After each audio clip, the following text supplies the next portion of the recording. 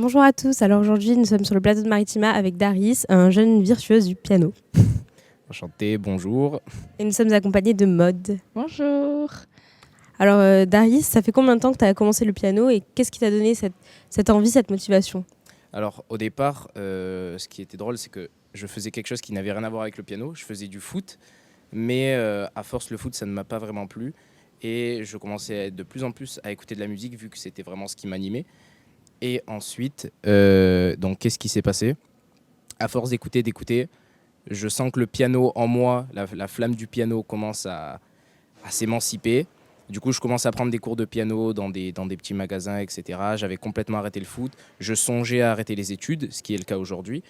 Et du coup, là, on va dire, ça fait à peu près 8 mois que je fais du piano.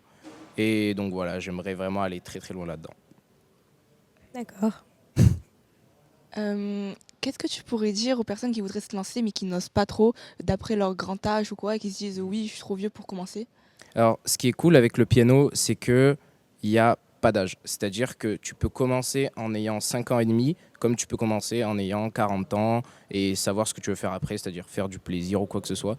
Il n'y a vraiment pas d'âge. Faut vraiment pas hésiter à se lancer. C'est une profession qui est vraiment incroyable, qui te fait ressentir des sensations. Tu découvres la musique, un nouveau milieu. Non, franchement, il n'y a pas de raison à ne pas se lancer, quoi. Ok. Et donc toi au départ tu t'étais pas du tout dans la musique, Pas du tout. t'étais dans quoi donc? Justement, j'étais dans le foot, qui n'a rien à voir avec la musique. Et du coup, à force, le foot, ça a commencé à me lasser. C'était pas vraiment ce que j'aimais. Et surtout, au départ, c'était très compliqué parce que j'avais vraiment aucune passion. C'était le vide absolu. Les cours, ça me plaisait pas, malgré que j'avais des moyennes correctes. Mais le foot, au final, ça me plaisait pas vraiment. Et donc, j'avais rien, en fait. Et du coup, au fur et à mesure, le seul truc qui vraiment m'animait, c'était la musique en général. Mais le piano n'est pas arrivé tout de suite. C'était vraiment la musique qui me faisait vraiment animer. C'était incroyable. Mais bref. Est-ce que tu pourrais nous expliquer une journée type avec toi, comment ça se passe? C'est des répétitions, les cours, enfin, Mhm. conservatoire, etc. Comment ça se passe? Alors, en soi, donc là, pour l'instant, pour ce qui est des cours du conservatoire, vu que le conservatoire va surtout te demander de travailler chez toi, là, en conservatoire, j'ai 30 minutes par semaine, ce qui est très peu. C'est pour ça qu'il ne faut pas justement que se mettre sur ces cours-là. Il ne faut pas juste faire ces 30 minutes et rien faire à la maison, sinon tu ne vas jamais apprendre. Donc ça, c'est les cours du conservatoire. Mais aussi, je me suis pris un prof à domicile à la maison. Et du coup, avec ce prof, là, on a beaucoup plus d'heures. On a 3 heures par semaine.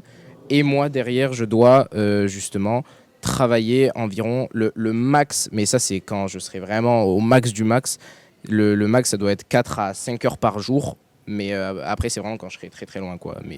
Mais là, pour l'instant, le but que je suis en train de me fixer, c'est 1 heure et demie à 2 heures par jour, moi-même, à aller sur le piano. Je sais pas, à me faire un programme tous les matins, à y aller. Ensuite, le mercredi, jeudi, vendredi, j'ai cours avec mon prof. Et le jeudi aussi, j'ai le cours avec le conservatoire. Donc, ce qui fait en tout, dans la semaine, ça doit faire environ 5 à 6 heures par semaine de piano. C'est aussi fatigant que des cours normaux en Alors, fait. ce qui est cool, c'est que, en fait, ça peut pas être fatigant quand c'est ta passion, justement. C'est évidemment, il y aura des bas et des hauts. C'est-à-dire, il y avait des fois où j'avais pas envie d'y aller sur le piano, c'est normal. Mais en fait, faut s'infliger ça pour après découvrir le meilleur du piano, en fait, le meilleur de la musique. Et c'est comme ça que tu vas te régaler, en fait. Mais voilà. Donc tu dis t'être retrouvé donc dans la musique, est-ce que Mhm. tu t'envisages de poursuivre dans cette voie? Ouais. C'est-à-dire que là, dans ma tête, le chemin est complètement tracé. Je vois que cette voie et aucune autre. Et surtout, j'ai aussi la chance et la facilité de savoir composer. Et pas tout le monde, on va dire, sait faire ça assez facilement. Bien sûr, il y en a, ils vont plus savoir le faire à un plus haut niveau, vu qu'ils ont plus d'outils en main. Mais moi, dès le début, j'avais envie de créer. Et en ce moment, je crée plein de musiques cool que je fais écouter à pas mal de gens, etc. Comme celle qu'on a entendue justement ici sur scène. Et ouais, j'essaye de voir si ça plaît, si je touche mon public, etc. Mais en gros, voilà.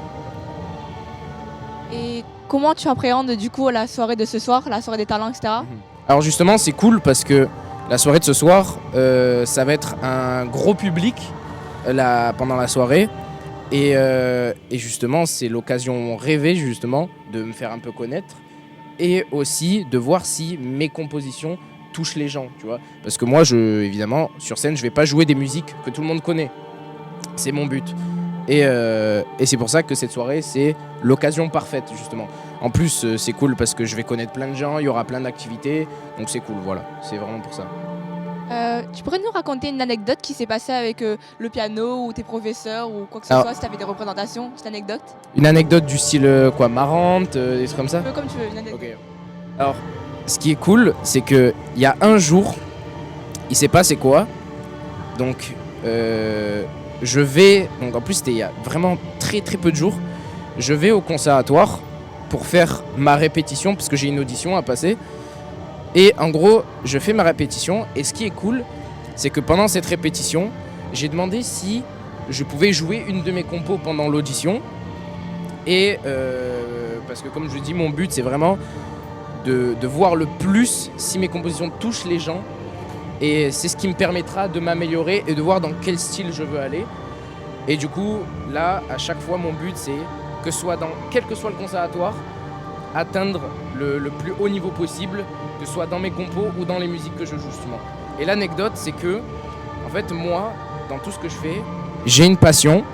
C'est dans chaque domaine, j'aimerais aller voir justement, quel que soit le domaine, ça peut être la musique, le foot, n'importe quoi, j'aimerais aller voir les gens qui sont le plus haut dans leur domaine, les plus passionnés, les plus investis.